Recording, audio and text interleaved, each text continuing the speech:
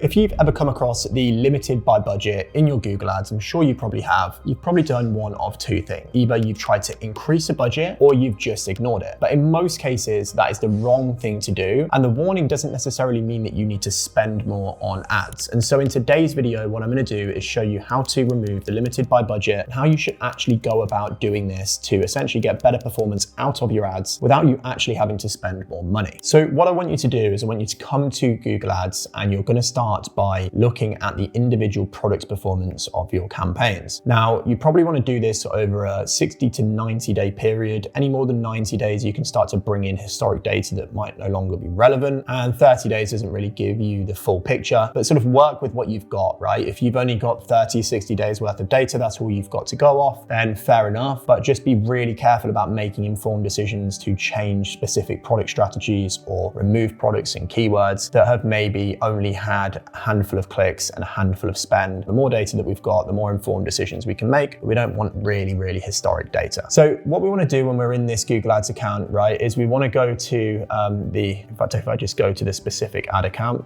and then when we're in this ad account, if we just change the filter to 90 days,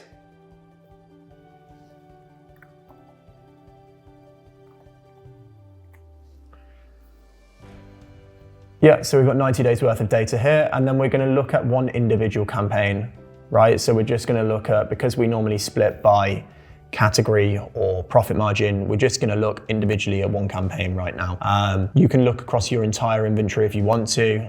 If you've not got tons of SKUs, that might be easier for you, but we've got quite a few SKUs in here, so I'm just going to choose one of our top performing campaigns. Now, when we're in this campaign here, we're going to click on the bar on the left.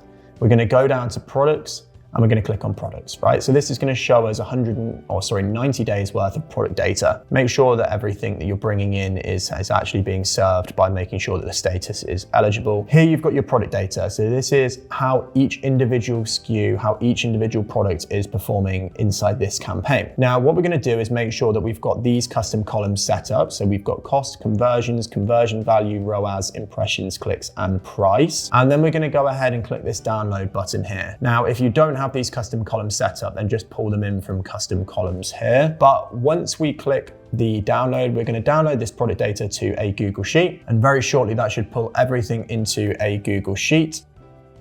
We're going to open the Google Sheet up, and then we're going to remove these two columns here, because otherwise when we filter, it will show them two columns first. Now, essentially, this is just the raw data that we've got inside the Google Ads account here. We're going to highlight the entire sheet, and we're going to add a filter here. Now, when we've got the filter here, we can then sort of sort by any of these metrics, right? So if we want to sort by cost, or if we want to sort by conversions, we can. We can also do conversion value and ROAS as well. I like to sort by cost in this particular scenario, and sort of what you are looking for here when it comes to removing inefficiencies on the product level is products that have soaked up a lot of spend without actually converting, right? So you've got this product here, for instance, it's only had one conversion, but it's actually drained a lot of spend for us, right? £93 in cost, only one sale, and the conversion value for that sale was £85. So our ROAS is really low on this. And the same goes for,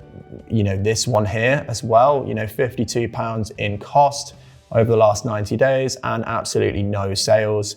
And the same for this particular product here. So straight away, we're spotting inefficiencies in the account that can be pulled out, removed, reallocated, and that will improve your ROAS and hopefully remove your limited by budget. Now, if we come over to a more sort of robust tool that we use internally, this is how we would break it down for you if you're interested in a traffic and feed waste analysis. I'll leave the link below where you can book a call and we will do one of these for you. You have to be spending over 4K a month on ads, but this is really cool, right? So we've essentially got an overview tab. You've got total spend, total revenue, current ROAS, and conversions, and you can see the difference here. This client's trying to achieve a 6x ROAS, and yet 65 of their 122 SKUs, 54% of their SKUs have generated 0 conversions, but lapped up over 6,000 in cost, right? So it's a crazy amount of spend to be spending on inefficiencies. And that's not just on the product level, that's also on the search traffic level as well. So, if we look at wasted terms, like we've got tons of waste coming through competitor terms here. This is a homeware brand. And we've got tons of waste coming through just like wasted terms that are not commercially driven, that will not lead to a conversion. And you can see all of this in your Performance Max campaigns.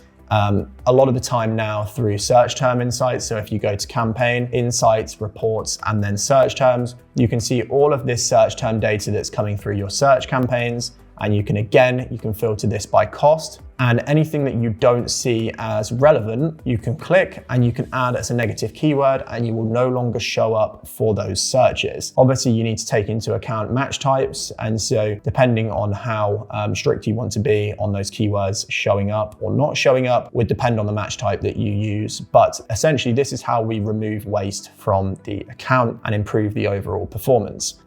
If we go back to here as well, we have 3 different scenarios. So we've got a conservative, a recommended, and an aggressive scenario. So you can see here, just by cutting these 66 SKUs, we free up around 6K in budget and we lose no revenue because these SKUs are not generating any revenue. And so 0 volume loss will happen essentially. Now the recommended, which is to remove all the zeros and then anything that's below a 3x ROAS. If you're trying to achieve a 6x ROAS, your products that are generating a 3x ROAS will be draining the ROAS for you and leading to inefficiencies in the account, and you will really struggle to achieve that 6 if you've got 30% of your inventory running at a 3 long term. In this particular scenario, we remove everything below a 3, we cut all of the 0 products, and that will essentially save us 11K in budget, so almost half of our budget, whilst only losing 10K in revenue, right? Now, obviously this doesn't take into account or factor in the fact that if you were to spend that 11K on the products that are doing really well, it would make you far more in revenue. So you wouldn't actually get any volume loss at all. You would be making a lot more money. So now you know how to find the inefficiencies in your search term report and your products report, and you can essentially go through and highlight all of the ones that are draining budget. You highlight them as red. If they're somewhere close to your target ROAS, I'd highlight them as amber, and anything that's sort of doing really well, I would target as green. And that will give you a good indication as to sort of where your budget is going. Is it running through a lot of inefficiencies right now? Could it be better allocated? And then now it's time to come on to essentially how we stop that waste, how we improve the campaign and remove that limited by budget tag. So the instinct here is to obviously just go through all of these products that are doing particularly badly or haven't really lapped up much spend and just turn them off, right? Because why would we have products inside a campaign that aren't generating us sales? But you have to be very careful here because obviously,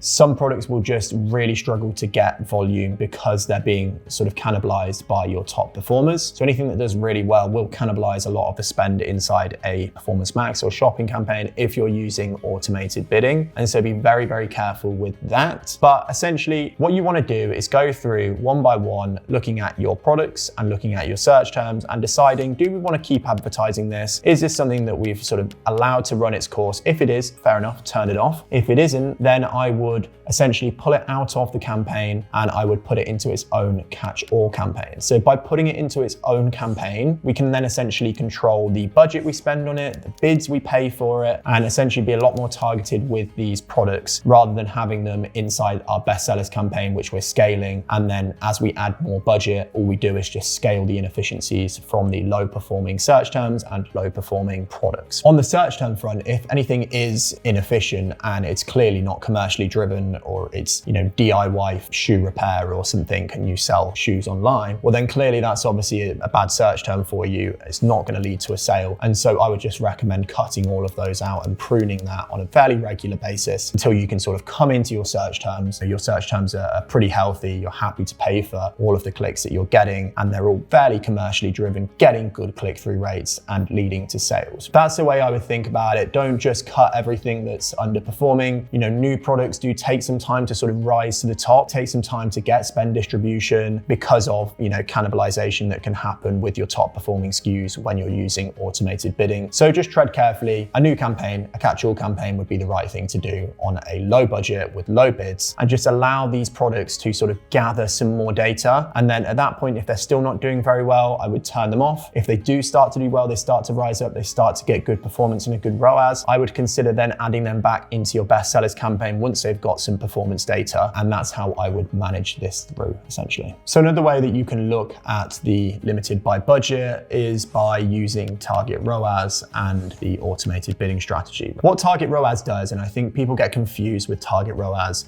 they just assume that if they increase their target ROAS, their ROAS will jump up. It's not always the case. All target ROAS actually does is it essentially, if you give Google a high target ROAS, it will be more selective about how it's bidding because it knows it needs to achieve a much higher profitability for you. And so it's going to stop bidding on less stuff that it thinks might not lead to a conversion. So you can actually potentially remove your limited by budget by increasing your target ROAS. But the trade-off is that by increasing your target ROAS, it can essentially flatline performance. If you increase your target ROAS to a 5 or a 6 and you're only achieving a 3 right now, Google will essentially go, oh, we don't know how to find you conversions at a 5 or a 6x. So we're just going to really slow down impressions. We're going to really slow down clicks. We're going to pull back and we're going to be really selective about what we're bidding on and where we're bidding on it. And the problem is that can really affect performance, right? It can really slow down your campaign growth and the projection of your campaign. So when it comes to target ROAS, the way I would look at it is if you're achieving a 4x ROAS right now and you've not got a target ROAS set, I would potentially look to set a 3.5 or a 3.8 target ROAS to give you a little bit of room so you can increase the budget if you want to and scale up. Because if you do set a target ROAS of 4, 4.5 or 5, you will probably limit clicks and impressions over time, and you might find that your campaign stalls and you're trying to spend more money and you're really struggling to do so. Now, the same is to be said about reducing your target ROAS right down. And Google goes, great, we can give you more exposure, give you more clicks and get more impressions on your ads, but it doesn't necessarily mean it's going to lead to more sales and, profitability for you. And so the way I would think about target ROAS is adding a target ROAS that's too high will limit distribution. Adding a target ROAS that's too low will give you more distribution, but it might mean that your ROAS goes down and performance drops and you bring in a lot more sort of top of funnel irrelevant traffic. And so it's really a fine balance. I would look at your ROAS and I would probably strap either 20% above or 20% below, depending on what your goals are, whether it's profitability or growth. So there are a handful more places where you can sort of check to free up more budget. A couple of different metrics I like to look at is search impression share lost to budget versus search impression share lost to rank. So these are competitive metrics inside Google. You can bring them in through the custom columns, and essentially search impression share lost to budget means that there's more availability for your searches. So there are a few more places where you can essentially find more budget, right? And free up a bit of budget, which will help with the limited by budget and improving efficiencies. Now, a couple of different places I like to look are in geo targeting. Are you targeting a ton of states in America that have really low conversion rates? Could you pull back on some of those states? The same goes for cities in the UK. Could you pull back on your targeting to improve inefficiencies there? If you're losing a ton of impressions and clicks due to rank, it means that you need to improve the quality of your ads. You need to improve the quality of your landing page. You probably need to increase bids a bit. You need to improve the quality of your traffic and your ads. And so that might mean going in and increasing the budget and improving things that way. So as you can probably tell, limited by budget isn't actually a budget problem most of the time. It's normally an inefficiencies problem that you can fix, which means you can eke out better performance from your ads. And then at that point, when you've improved your ROAS and you've got better performance from your campaigns, you can then start slowly increasing the budget. But normally, if you increase the budget when Google tells you to, you will increase your exposure, and essentially all of those issues inside your campaigns will just compound and get worse over time. So it's better to fix the inefficiencies before you increase the budget rather than increase the budget and then compound your inefficiencies. As we looked back at the product performance on those campaigns, if we were spending 5-10 times more, some of those products that were getting 0 sales but soaking up a lot of budget might have had hundreds, if not thousands of pounds spent on them without getting a sale or with getting a handful of sales at a low ROAS, and that's just going to kill your performance over time. You want to fix the inefficiencies, you want to remove that label through doing the methods that I've just mentioned, and then you can begin to scale up budget, and then you will probably come across the same problem again, and it's time to then prune out and improve things once again. Limited by budget is essentially just Google's way of telling you that there is more clicks, more traffic, and more impressions available for your products, and potentially more sales, right? But it's at what cost? If that means sacrificing halving our ROAS, it might not be worth doing. And so if you've got problems, issues, products that aren't converting inside your campaigns, keywords that aren't converting inside your campaigns, just as I've shown you, all of those problems will just compound as you begin to spend more money. And that is how you remove the limited by budget without actually spending more on your ads and hopefully achieving more revenue from your campaign, again, without without actually having to spend more on the ads. Hopefully you found some value from today's video. My name's Will. This is Google Ads done correctly. And if you need another video to watch, I would suggest watching this video somewhere above this video, which will show you how to improve your shopping campaign performance and how to improve your shopping feed, which is essentially really important when it comes to running Google Ads, especially for e-commerce brands. So I'll hopefully see you on that video, and I will speak to you in the next one. Thank you so much. This is William Cameron, and I will see you soon.